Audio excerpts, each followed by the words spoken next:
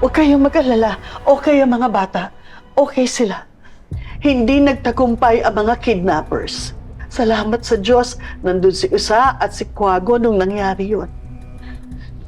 Ligtas ang mga bata. Kaya lang, ang pinagtataka ko lang, sino yung... Bakit gusto nilang kunin si Junior? Si Shaira, ma. Buhay si Shaira, ma. Si Shaira? Si Shaira yung nagpadala ng mga kidnappers niya para kunin yung anak niya. Paano nangyari yun? Bakit buhay si Shaira? Ang ibig ko sabihin, bakit nakuha niya yung... May tumulong kasi kay Shaira.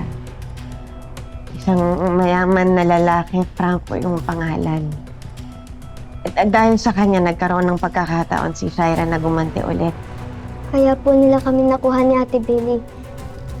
Kinulong po kami dun sa isla. Napakasama talaga ng babaeng yan.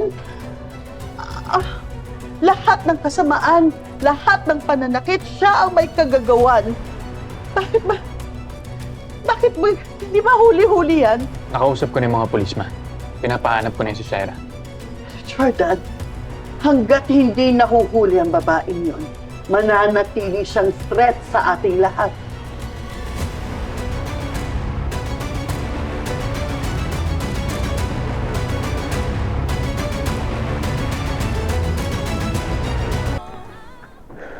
Sobra talaga ang nangyari. Hindi pa rin nananahimik si Shaira. Lalo lang tumindi yung kasamaan niya ni Usa. Kasi nakahanap siya ng kakampi niya.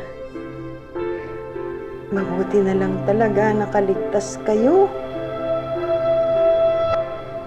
Billy.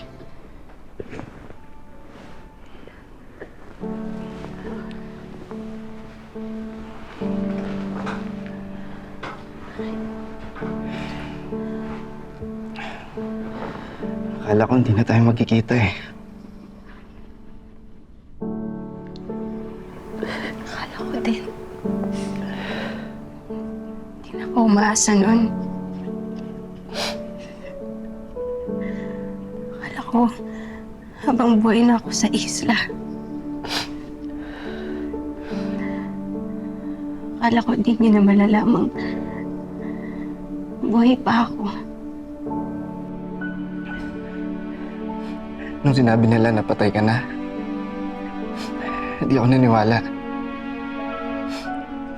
Hindi ko alam kung bakit, pero ramdam ko sa puso ko na buhay ka. Hindi ko matatanggap na patay ka.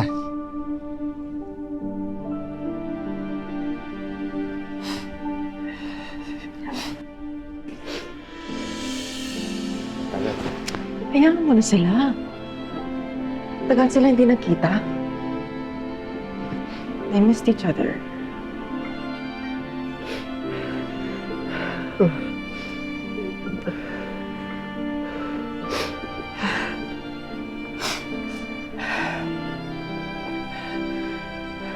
Gusto ko na humingi ng tawad.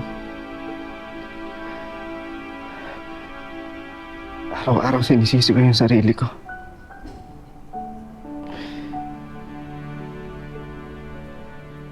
Hindi ko kayo niligtas ni Tori.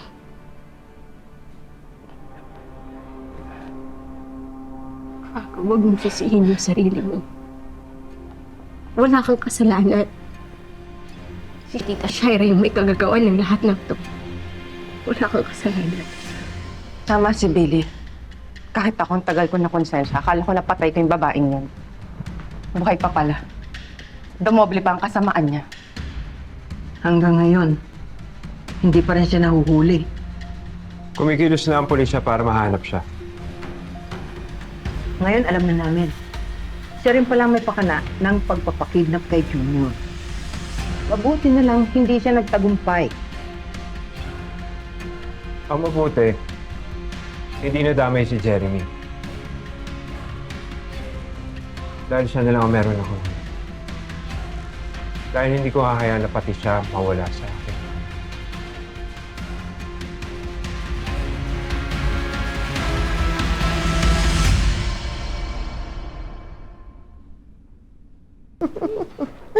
Alam. Umupo ka na maayos, Sa anak. nanay, oo. Namiss talaga kita. Buti na lang walang nangyari sa kanya. Salamat, Leon. Alam mo, sobrang saya nito dahil nakaligtas yung nanay niya.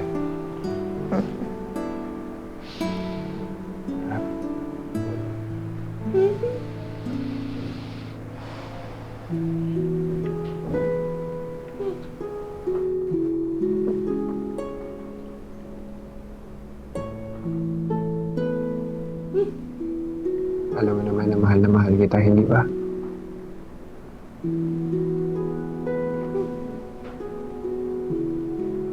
Leon,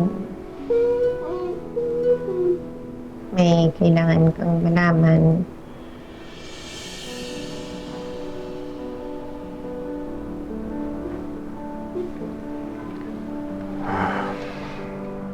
Paano?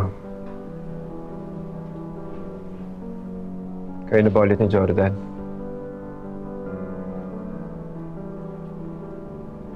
Gusto kong bigyan ng pag-asa yung pamilya namin.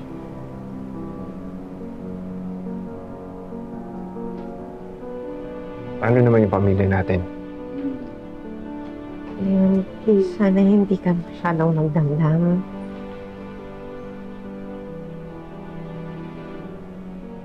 Akala ko kasi dati sabi mo sa akin na hindi ka pa handa, hindi ba?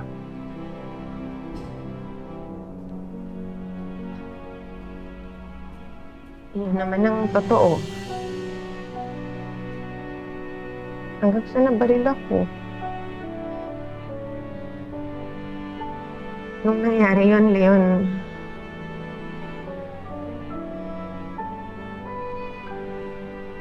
alam mo yung parang namulat yung mga mata ko kung gaano kaikli ang buhay. Na kahit anong oras pwede kang mawala.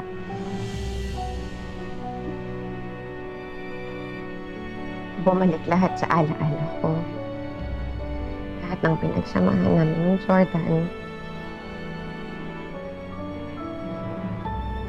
Kailangan ko na pagtanto na. Nung ako naliwanagan nung mahal ko pa rin siya.